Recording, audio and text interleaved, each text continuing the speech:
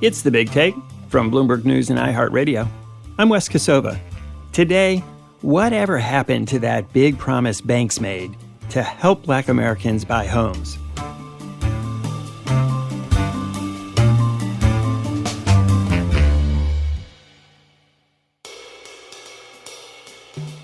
One big contributor to the persistent wealth gap between Black and white Americans: white families are far more likely than Black families to own the home they live in.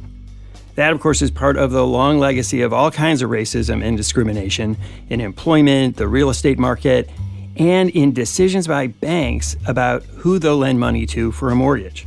You might remember a few years ago, some of the country's biggest banks, Wells Fargo, Bank of America, some others, pledged to do something about that. They said they'd work hard to dramatically increase the number of mortgages they extend to Black homebuyers. So how'd that work out? Bloomberg senior economics writer Shawn Donnan set out to answer that question, and he's here with me now with answers. Shawn, good to talk to you again. Wonderful to be here. Shawn, the last time we talked on this show, you were explaining the importance of home ownership to getting into the middle class and staying there. And now you and our colleague Ann Choi have written a big investigation that shows how difficult that can be and how sometimes the cards are stacked against people, especially Black Americans. Can you describe what you set out to find? What we set out to look at was some big promises that the three biggest banks in the mortgage market in America had made to increase Black home ownership. And the biggest of those promises was one made by Wells Fargo in 2017, when it promised to lend $60 billion over the next decade to create 250,000 new Black homeowners in America. What we found when we looked at the data was that in every year since, Wells Fargo had actually originated fewer mortgages to Black home buyers than it did the year before. And that in 2021, it actually underwrote 40% fewer mortgages to Black home buyers than it did in 2017, the year that it made that promise.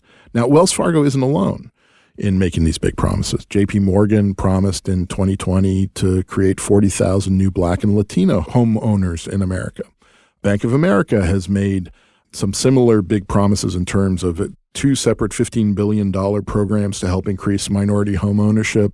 They announced in August of this year that they were going to provide zero-down mortgages in Black minority communities in 5 cities in America as part of a test program, again, to try and increase Black home ownership. But those banks are all lending far less to Black home buyers than they did a decade ago, or than they did, more importantly, at the peak in 2007 on the cusp of the subprime crisis. Today in America, those three banks originate 50,000 or almost 50,000 fewer mortgages each year to Black home buyers than they did 15 years ago. And we looked at something called the Home Mortgage Disclosure Act data, which is every mortgage in America gets recorded and reported by the government anonymously. And what we zeroed in on is the role of the big three banks, the biggest bank lenders in the mortgage market, and that's Wells Fargo, JP Morgan, and Bank of America, and how that had changed in the last 15 years. So despite the pledge to increase the number of Black homeowners by issuing more mortgages to Black families seeking to buy homes, the numbers have actually gone down? Yeah, and to the point where in 2021, Wells Fargo originated just 3,700 mortgages across the country to Black home buyers. And had they stuck with the goal, then it would have been 25,000. It would have been 25,000, yeah, and some of those would be mortgages that they'd bought from other lenders and so on. There's other ways of doing it. But the point is the lending that their loan officers has been doing to Black home buyers is actually down 40% from the time they made this big pledge. And it's a pledge that wasn't a kind of one-time thing. It's something that they have repeated in their social progress reports as recently as September of this year. And it was a big $60 billion commitment that they were making and that they've continued to repeat. And what they don't tell you is that actually their business reality is that lending to black home buyers has gone in the opposite direction. So they're continuing to say that this is something that they're doing, except the numbers sort of show otherwise. So I guess the question is, why? Why have the numbers gone down despite very prominent pledges to increase the numbers? Well, look, it's something that Wells Fargo, when we asked them this question, simply gave us a statement saying that they remain committed to increasing black home ownership in America and pointing to wider economic and social problems in America and laying the blame elsewhere. And JP Morgan and Bank of America both say they remain committed to their own goals, but that it just may take more time to meet them. Shawn, your story focuses on one city block in Baltimore, which is emblematic of the things you're describing here. Absolutely. So we set out to look at where in America we could tell this story, and we settled on the 2900 block of Walbrook Avenue in West Baltimore.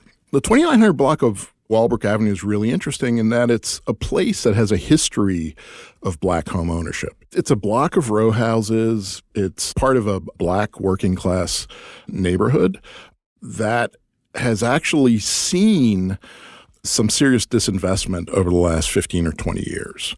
Sprinkled among these homes that are still kept up well, that have tidy front lawns, that have longtime black homeowners living in them, are vacant lots. And one of the reasons for that is that, like a lot of neighborhoods in Baltimore, predominantly black neighborhoods in Baltimore, the 2900 block of Walbrook Avenue just saw an exit of bank lending effectively. It became almost impossible in recent years to get a mortgage from a major bank to buy a property in a lot of neighborhoods in Baltimore. And, one of the people we talked to describes that as the cutting off of the capital artery to a lot of these communities. And that's something that has really been a legacy of the subprime crisis 15 years ago. But it's there today, and it's there in the market. And it's been one of the things that has really dragged down back to that middle-class dream, the wealth of the families that live on these blocks, the longtime homeowners there. Their homes are not worth what they were 15 years ago in some cases, and that's largely as a result of the withdrawal of bank capital from a lot of these neighborhoods. You talk about this bank withdrawal, and on this block in Baltimore, you see numerous examples of houses where the banks essentially left. Yeah. So we went through the property records for each of the properties on the block. On the south side of the block, there are 23 properties, but there's only one Wells Fargo mortgage left on the south side of the block. What happened? Some of this is the result of people paying off their mortgages, people moving, people selling, but a lot of it is the result of foreclosures. And we started zeroing in on the story of one particular house, the house at 2903 Walbrook Avenue, and that's where we met the Jones family. The story that we're told by Terrence Jones Jr., who was in high school at the time, is that he came home from high school one afternoon, found his mother waiting outside, and his mother had been battling illness for the few years beforehand, and his father had, as a result, been forced to cut back on his hours. They'd fallen behind on the mortgage. It was a story that I think a lot of us can sympathize with. But as a result of falling behind, Wells Fargo foreclosed on the property and they lost their home. And the legacy is not just in this family being dislocated and losing their home. It's also in how Terrence Jones Jr., now an adult, who is now in his 20s, thinks about home ownership. And I think that's something that's really interesting when you think about the future and closing that wealth gap and getting younger people on the housing ladder. And you spoke to him. Let's listen to what he had to say. If a bank can be that heartless to families or heartless to a person, then, it just makes me don't even want to buy a house, or don't even want to, loan from the bank. I'd rather just buy my house out on its own, because I don't kind of want to go through the same thing that my father went through and that my family went through with losing a house. It was just kind of like a traumatic experience. When we come back, my conversation with Shawn Donnan continues.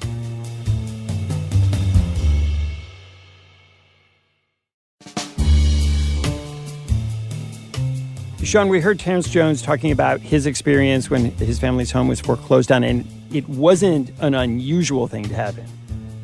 No, so the story of the Jones family house doesn't end with the family being kicked out. After the family was foreclosed on, the father had taken out a $65,000 mortgage in 2003, and that was what he fell behind on. And 10 years later, they were kicked out of the house. A couple of years after they were kicked out of the house, Wells Fargo sold the house for $500 to an investor in Pennsylvania who turned around and sold it a few months later for $9,000 to another investor who then rehabbed the house and sold it late last year, for almost $90,000. And you think about that, you talk to Terrence Jones Jr., and what you see there is just the erosion of one family's wealth, the missed opportunities. That house is going to continue to appreciate as an asset in the years to come. And that is an appreciation, and that's wealth that the Jones family is going to miss out on. Shawn, you've said that the banks are saying market conditions and other forces beyond their control are largely responsible for their inability to meet the promise of lending to more Black Americans. What did you find? When you talk about this with the banks, and the banks are incredibly sensitive about this issue, one of the things you run into very quickly is bankers blaming regulations and the regulatory environment and the crackdown that followed the subprime crisis. The Great Recession. And so on.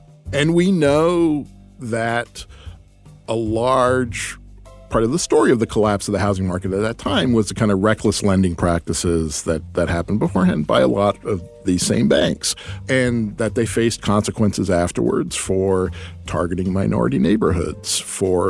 Baltimore was actually at the center of a series of lawsuits over reverse redlining, the actual targeting by Wells Fargo and other banks of Black communities for high-interest subprime loan. And there was a huge settlement that was negotiated by the Department of Justice with Wells Fargo in 2012, and there were other banks that faced fines as a result. So the cost of getting it wrong, the kind of regulatory cost, is one of the things that banks point to. And yet, they made the pledge to increase lending once these regulations were in place. So it wasn't as though they changed the rules of the game afterwards. They went into it knowing that that's what the terms were. Absolutely.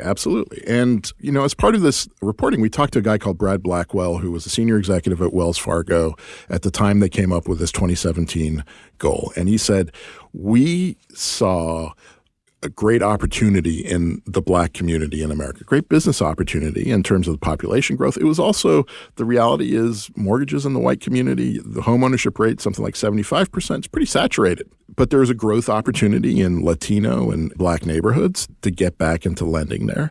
There was also a social responsibility that he talked about. And that has become, this pledge from all of the banks has really become part of their social policy, the kind of ESG thing that we hear about. That's that environmental, social, and governance is sort of being a better company by doing good. Yeah, it's corporate citizenship. So do you think that when they made these pledges at the time, they saw an opportunity to make it happen, that they did it in good faith and then realized they'd made a wrong decision? Or was this more of a social campaign from the start? Look, it's really hard to make that judgment. And I have to believe, as a reporter, that these were good faith pledges at the time. And the banks certainly laid out strategies to get there. But, there's a structural problem in the way the business is done. What can be done? Because you said two things. One, the banks are not meeting their pledge to increase the number of mortgages going to Black homeowners. And the second thing is that the banks themselves are not wanting to issue as many mortgages anyway because it's not such a good business as it used to be. Those two things together don't look like a great future for mortgages for people who are looking to get in the middle class. Yeah, and for the broader issue of closing the racial wealth gap in America. So what's taking its space? Because people still want to buy homes. People are still buying homes. Even now where interest rates are high, it's more difficult. But people want to buy homes. So who's lending? So the biggest mortgage lenders in America today are non-bank lenders, and these are outfits like Rocket Mortgage, which used to be Quicken. And they're now the largest? They are now the largest mortgage lender in America. And just to give you an idea, they originated more mortgages to black home buyers in 2021 than all three of the biggest banks combined. And so they know how to do this. Now, why, though? Let me just ask you, banks have been doing this for many, many years. It's obviously very profitable. Why is it that these other lenders are able to make a go of it in a way that would, seemingly be so profitable when the big banks can't do it? Well, part of it is convenience. You can apply for a Rocket Mortgage on your phone. There's that online lending side of things. But part of it is also intentional marketing to some of these communities that the Rocket Mortgages and others are doing that perhaps the banks aren't. So, Shawn, as usual, you've done a great job of spelling out a big problem. Where's the bright spot here, if there is one? Where is the solution? How does this get fixed? So there are some pretty obvious and fairly easy solutions to this. And one of the biggest ones that people in the housing industry talk about is deposit assistance, helping black home buyers come up with the deposit, which is often the hardest thing for a family. The down payment on the home. Exactly. The down payment on a mortgage, which can be anywhere from, 3 to 20% of the cost of a house. Because a lot of these families are paying rent, right? And they can afford the monthly payment. Yeah, because rent is often more expensive than a mortgage, and yet you don't build anything. Exactly. It's just that entry point that they struggle with. And so there have been some efforts by the banks to get into this area, but they've been hit and miss. But one of the big ones that Wells Fargo engaged in was created by a 2012 settlement with the Department of Justice, in which they were asked to come up with $50 million to do deposit assistance programs in 8 cities, including Baltimore. One of the people we met was Neamaka Odom, who's 29 years old, and she bought a house in 2020 in East Baltimore. And she was able to string together $29,000 in down payment assistance. The biggest chunk of that was $15,000 in a forgivable loan from Wells Fargo. As part of this program. As part of this program. And it made all the difference. And she walked us through the process. I met with my realtor. He was like, there are down payment assistance programs. Let me introduce you to a broker at BB&T at the time, now Truist. And she told me, yes, you can get a lot of aid based on the income amount that you make, because there's certain income caps for certain programs. And so she told me about the community block development program in Baltimore. Then she told me about the Baltimore Neighborhood Lift. Yeah. And then the other was through Federal Home Loan Bank. And so I ended up getting all of them. Wow. Which was nice because the Baltimore Neighborhood Lift one, that was the last one I got, but it gave me $15,000. The other programs, the Baltimore Community Block Program, that one I did have to do counseling for. So I did online counseling talking about the responsibilities of being a homeowner, what can happen with foreclosure, and, what to expect. And so I did that counseling virtually, and then I did in-person counseling. Once I got certified for that, then they provided me the $5,000 of the down payment assistance. So there's what looks like a success story, maybe a path for others. How many other people have access to that? Is that something that's scalable where, let's say, Wells Fargo really embraced this? Would they be able to come closer to meeting this big public goal that they proposed? Absolutely. But it's something that comes and goes. So in Baltimore, over the last 10 years, we were able to track down 680 or so homeowners who received the assistance from Wells Fargo. And we went through and looked at where that money went. And what we found was that only 60% of it, roughly, went into majority black census tracts in Baltimore. And Baltimore is a majority black city. So it's the money, and you hear this a lot from folks who work in the fair housing world and advocacy groups, and that is that you really need to target that lending. Shawn, when you look down the road, do you see this gap closing? I think the really sad and frustrating reality is that we're going to go backwards for a few years. And that's a consequence of economic policy in the United States. It's a consequence of the Federal Reserve raising interest rates. Buying houses is more expensive. A lot of people who could afford a mortgage a few years ago aren't going to be able to afford that. We are going to go through some turmoil. Just the number of people buying homes in the next few years is just going to be down substantially. And at the end of the day, closing that gap, it's a numbers game. It's a volume game. You need to lend more to Black home buyers so that more Black home buyers can buy homes, and that they are buying homes at a faster rate than the white population. And that gets into all sorts of other things, like how credit scores are assembled, like discrimination in terms of appraisals, and Black communities, the willingness of banks to lend into some communities and places like the 2900 block of Walbrook Avenue. This is not something that is going to be solved tomorrow. I'm not sure it's something that's going to be solved 10 years from now, but it's something that you need the big banks in America to live up to their promises to do. Shawn Donnan, thanks so much for coming on the show. Thank you so much for having me. When we come back, we'll hear from someone who's working with banks and other lenders to try to do something about this problem.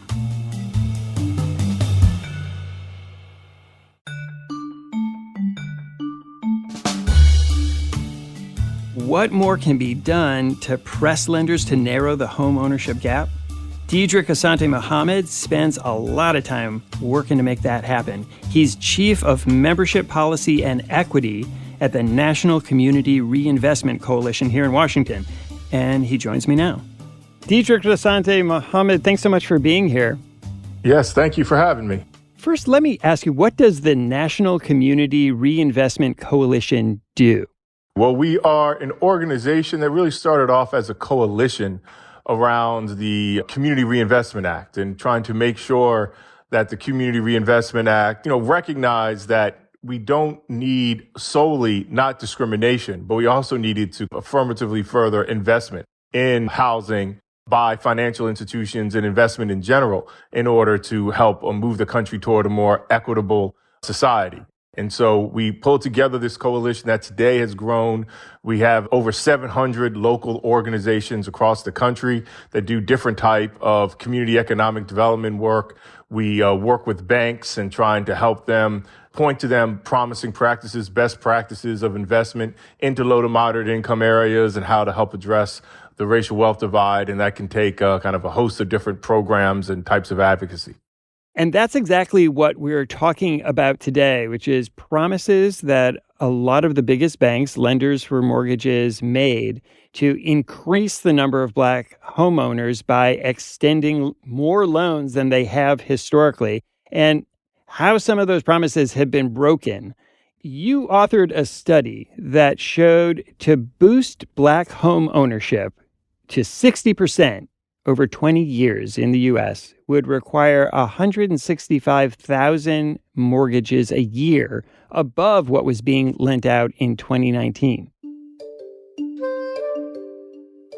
Yes, that is correct. And we like to, note that's about a 50% increase, that we would look at for most financial institutions would need to do that in order to collectively get to this level. And, I think, the reason we wanted to put these types of numbers out there is we want to highlight the kind of radical change necessary in order to get to what really is a humble goal, because the homeownership rate for white Americans is 74%. So we're not even talking about getting to equality with white Americans. We're just kind of trying to help highlight that for the last 60 or more years, African Americans have seen very little changes in homeownership rates, staying right around 44%, and that we need to finally get the country going in the right direction. And it would take a real substantive long-term increase in order to get to this, clear, strong majority Black homeownership level we think is necessary to address the racial wealth divide and racial economic inequality. And what are the steps that need to be taken in order to meet that goal? I don't think most banks, if any banks, are going to increase their mortgage lending to African Americans by 50% next year.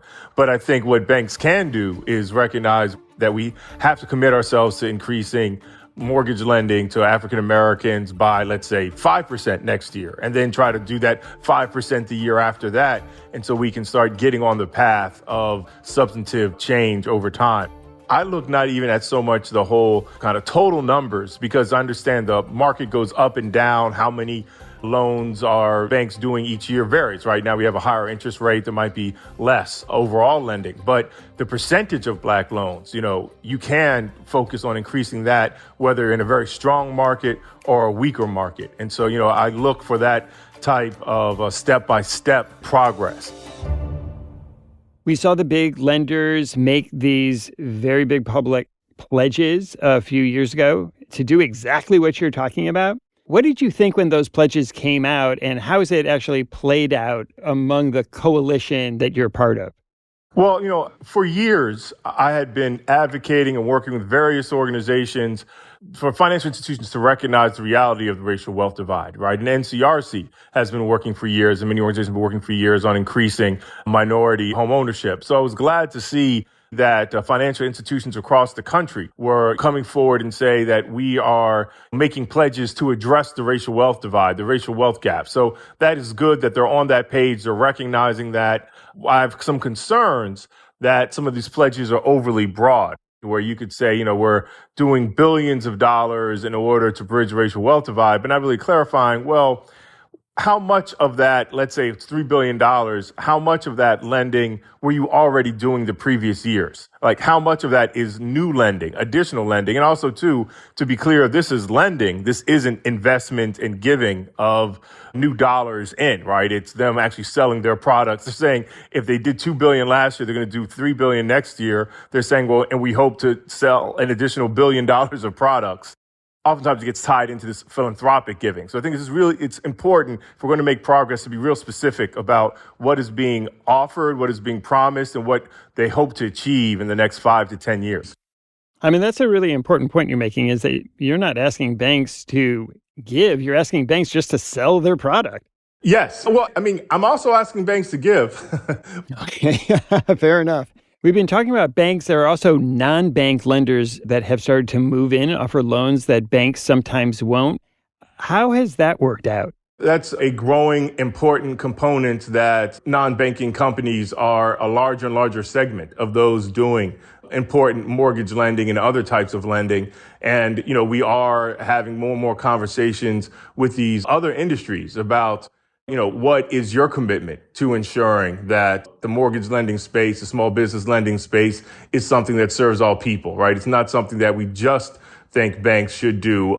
Earlier in this episode, we heard from a young man named Terrence Jones Jr. in Baltimore, whose family lost their home because his dad had to cut back on work to become his wife's caretaker. And he now lacks the desire to buy a home of his own, fearing that he could lose everything. What do you say to a young man like that who lost faith in the ability to buy a home?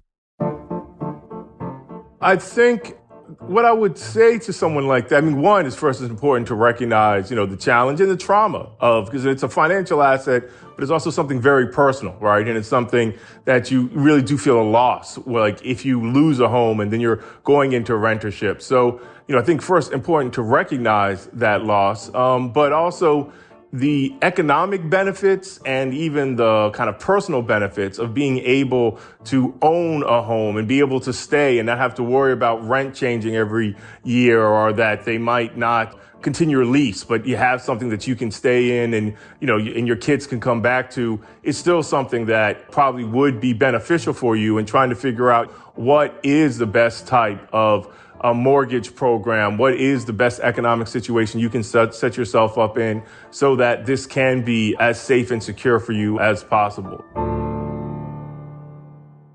I don't think overall the challenge is African Americans don't have a desire for home ownership. I think we see repeatedly that when there are opportunities, African Americans are quick to jump in to the home ownership market. It's more about creating sustainable mortgage lending programs that can work considering the economic reality of African Americans. Dedrick Asante-Muhammad, thanks for speaking with me today. It was great talking with you. Thank you. You can see Dedrick Asante-Muhammad's report on Black homeownership at ncrc.org. And you can read Shawn Donnan and Ann Choi's story about banks and Black homeowners at Bloomberg.com. Thanks for listening to us here at The Big Take. It's a daily podcast from Bloomberg and iHeartRadio. For more shows from iHeartRadio, visit the iHeartRadio app, Apple Podcasts, or wherever you listen. Read today's story and subscribe to our daily newsletter at Bloomberg.com/bigtake. And we'd love to hear from you. Email us with questions or comments to bigtake@bloomberg.net. The supervising producer of The Big Take is Vicky Bergalina. Our senior producer is Catherine Fink. Our producers are Mo Barrow and Michael Falero. Hilda Garcia is our engineer. Original music by Leo Sidran. I'm Wes Kosova. We'll be back tomorrow with another Big Take.